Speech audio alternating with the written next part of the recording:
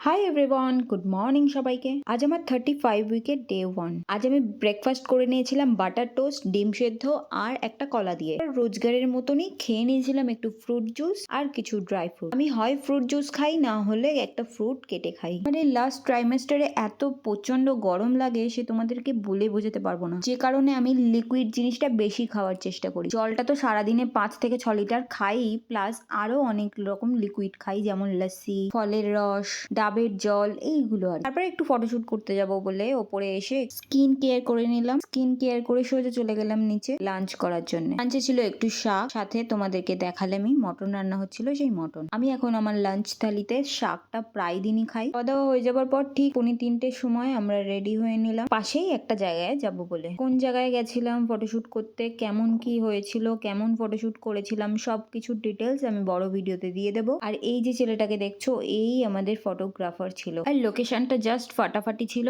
অসাধারণ ছিল। আর চারিদিকে দেখতেই পাচ্ছ সূর্যমুখী ফুল। তো এই লোকেশনে সুন্দর সুন্দর ফটো ক্লিক করেছি। প্রত্যেকটা ডিটেলস, প্রত্যেকটা ছবি আমি তোমাদেরকে দিয়ে রাখবো। ফটোশুট করা হয়ে গেলে সোজা বাড়ি চলে আসলাম। বাড়ি এসে একটু কেক আর একটু ম্যাগি খেয়েছিলাম। আর রাত্রে সেই সেম খাসির মাংস দিয়ে ডিনারটা কমপ্লিট করলাম। টাটা।